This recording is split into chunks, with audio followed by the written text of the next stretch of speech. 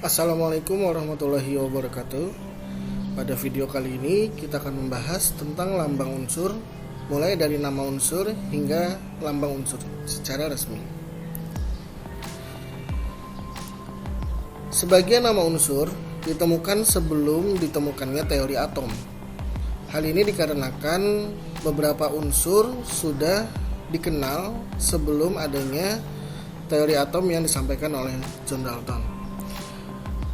Unsur-unsur tersebut umumnya diberikan nama secara lokal berdasarkan budayanya masing-masing. Contohnya, unsur-unsur yang sudah ditemukan jauh sebelum adanya teori atom adalah unsur-unsur logam seperti emas, perak, kemudian besi. Namun untuk keperluan ilmiah, maka ditetapkanlah nama resmi oleh IUPAC, sebuah organisasi internasional yang bergerak dalam bidang kimia, di mana nama resmi ini dituliskan dalam bahasa Latin, dalam bahasa Yunani, atau dalam bahasa Inggris, dan sebagian juga ada yang berasal dari bahasa lokal seperti bahasa Jerman atau bahasa Perancis.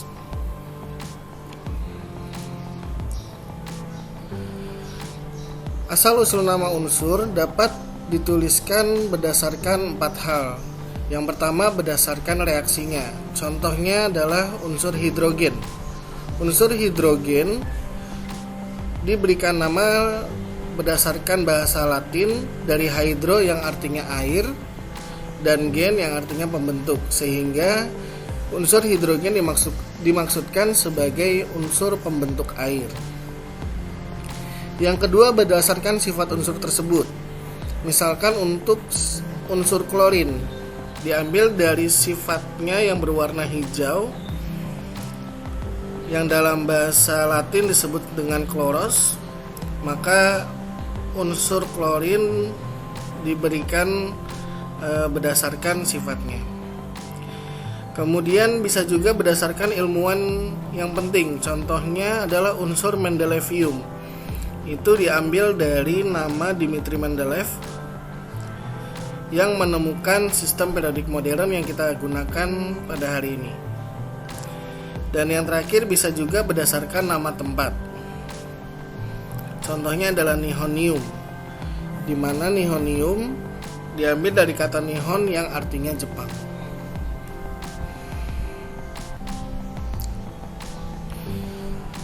Lambang unsur merupakan cara penulisan sederhana dari suatu nama unsur yang nantinya akan digunakan khususnya dalam menuliskan reaksi kimia. Lambang unsur bersifat universal dan juga bersifat identik. Maksudnya bersifat universal adalah lambang unsur ini berlaku secara internasional dan tidak bergantung hanya pada salah satu bahasa dari nama unsur tersebut. Kemudian untuk menuliskan lambang unsur ini, karena berlaku secara universal, maka diambil berdasarkan nama resmi atau asal dari unsur tersebut. Kemudian cara penulisannya adalah dituliskan dengan huruf Latin. Untuk unsur-unsur yang baru dan akan ditemukan, maka memiliki aturan khusus dalam penamaannya. Sedangkan maksud dari identik adalah lambang unsur hanya berlaku untuk satu unsur tertentu.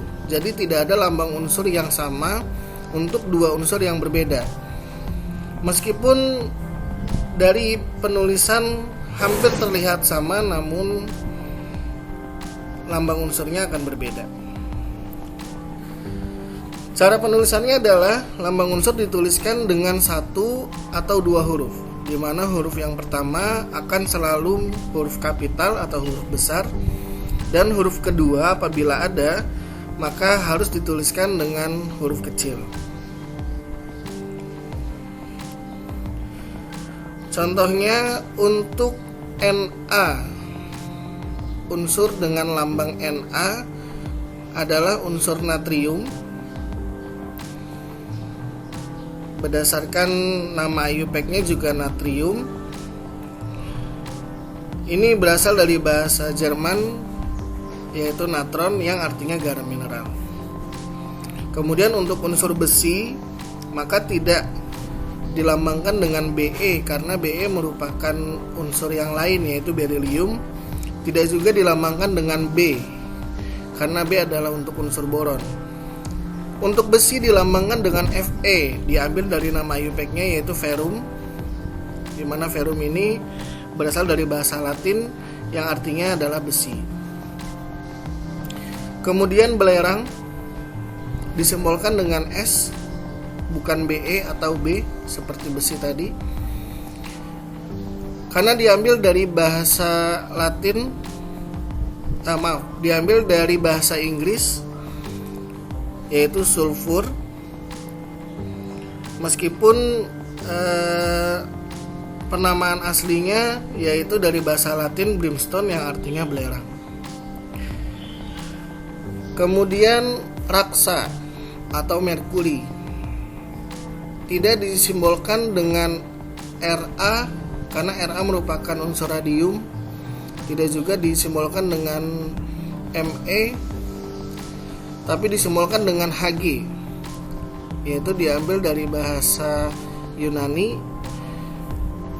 di mana nama IUPAC-nya adalah hydrargyrum, dan diambil dari bahasa Yunani yang artinya hydrargyros, yaitu air perak.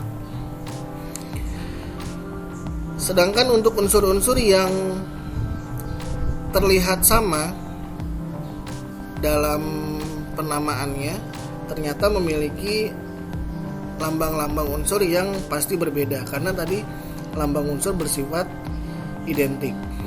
Contoh adalah karbon, kalium, kalsium, dan kripton. Apabila kita simbolkan maka mungkin akan terlihat sama, semuanya diawali dengan huruf K. Tapi ternyata untuk karbon disimbolkan dengan huruf C, diambil dari nama carbon, yaitu berasal dari bahasa Latin carbo yang artinya arang. Sedangkan kalium disimbolkan dengan huruf K, diambil dari nama kalium dari bahasa Latin yang artinya adalah garam abu. Untuk kalsium disimbolkan dengan Ca, diambil dari nama IUPAC-nya calcium yang diambil dari bahasa Latin yang artinya kapur. Sedangkan untuk kripton disimbolkan dengan Kr yang diambil dari bahasa Yunani kriptos yang artinya tersembunyi. Demikian untuk video kali ini. Sampai jumpa pada video selanjutnya. Assalamualaikum warahmatullahi wabarakatuh.